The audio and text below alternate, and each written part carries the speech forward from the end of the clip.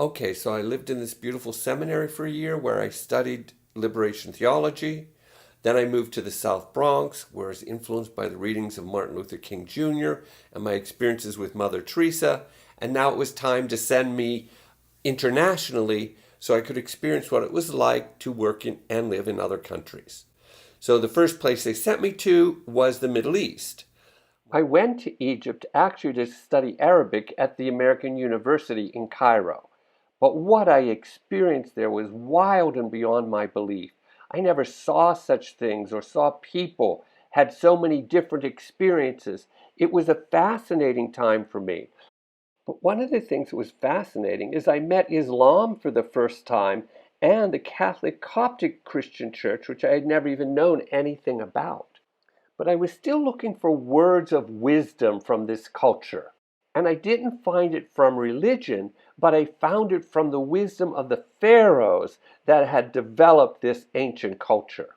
They said by living a life based on wisdom and truth, one can discover the divinity of the soul, its union to the universe, and the supreme peace and contentment which comes from satisfying the inner drive for self-discovery. Well, the inner drive for self-discovery resonated with me completely. So I finished my year of Arabic language studies, and then I was being sent to North Yemen, where I was going to be a teacher in a school there. When I arrived in Yemen, I was fascinated. It was like nothing I'd ever seen in my whole life. It was like going back into the 7th century. It was amazing and fascinating.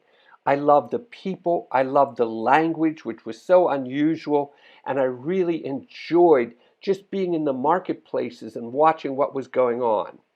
Now, although I was there enjoying myself a lot, I actually was there supposedly teaching people. We were teaching students. And here's the group of teachers that I had, that's me on the left, and we often played with these students and just had a lot of fun. But I used to dialogue with these students all the time, and eventually I became a member of the family. And here's what I looked like when I finally adopted living in Yemen. It was an amazing experience. I loved it. It was fascinating. And I was still looking for words of wisdom here. Since it was purely a Muslim country, I used to go and pray in the mosque every day. And what fascinated me was I used to study Rumi, and he was a mystic among the Islamic community. And I found a lot of wisdom there. And one of the things I learned from Rumi was in humanity's desire to understand why they're on this earth and what's going on and what's important to them, Rumi said, I looked in temples, churches, and mosques, but I found the divine within my heart. And it was a wonderful expression of looking inside rather than externally for some sort of purpose and meaning in life. So after my year of teaching there, and I realized my Arabic language skills are not that good, I asked to study Arabic again for another year, and this time I went to Beirut, Lebanon. I went to Beirut because I was studying at St. Joseph University, and I was studying my second year of Arabic language. What a fascinating place this was. You had the beautiful mountains of Lebanon on the west, and then you had the Mediterranean Sea bordering it on the east. It was spectacular. You had beautiful Parisian-looking streets that were so pristine and beautifully designed. People were sitting around enjoying themselves in life. And then at the same time, you walk a block away, and you'd have these bombed out buildings that reminded you of the violence that was still going on in Lebanon.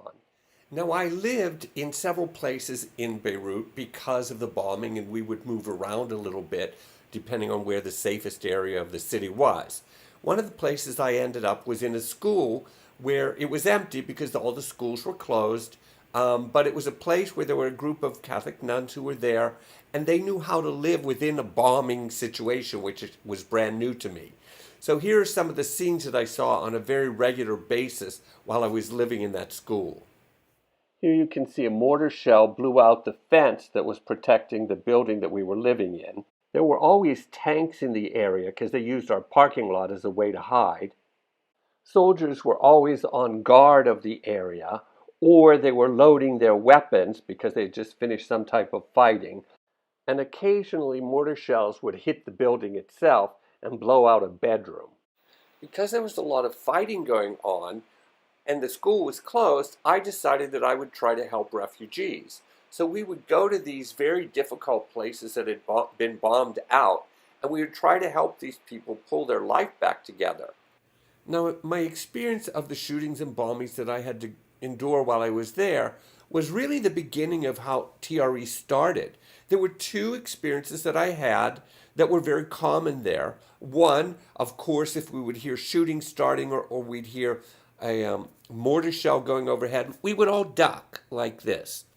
But there was one time when I was standing with a group of guys, we were standing around a car out in the street, it was safe, but then all of a sudden a mortar shell came out of nowhere and everybody ducked at the same time. And it fascinated me because we all did it together. It was as though it was choreographed. All of us did it at the same time. That was the beginning of me asking, how does our brain do something to the body, a specific muscle pattern actually, and make the body pull into a fetal position just like that? That fascinated me. I didn't understand it at the time, but it was the first time I actually saw it as something amazing that the brain and the body can actually do to help us survive life. The second one was that many times before, during, or after these experiences of shootings and bombings, we would find ourselves shaking. Now, like most people, we would laugh about it, tell ourselves to calm down, it was okay, it will go away in a minute. But I saw the shaking and I experienced it within inside myself, but still had no explanation. So I had no explanation for the fetal response that could happen so quickly, or the tremoring response that would happen after that. And it just stuck in the back of my mind more as a curiosity of my human experience rather than something I was going to pursue. Now, another amazing opportunity that kind of just happened to me is I was invited to go meet Yasser Arafat. And I thought this would be fascinating because I wanted to understand what was he like as a human being, what was the Palestinian cause, and what drives people to be leaders, whether we like them or not. And I was curious just to meet him. Surprisingly enough, what I found out was he was a very kind man, actually, a very thoughtful and a very reflective man. So now that changes my whole mind again about how do we as human beings live on this planet? How do we judge people as good people or bad people? Or does, in fact, all people have qualities of good and bad inside of them? And it's a matter of finding those qualities in these human beings. So when I asked him about what the fighting was about, told him that I didn't understand it at its depth, and he said, well, people claim that the fighting is about religion, Muslim, Christian, Jewish, etc. And then he said something really interesting.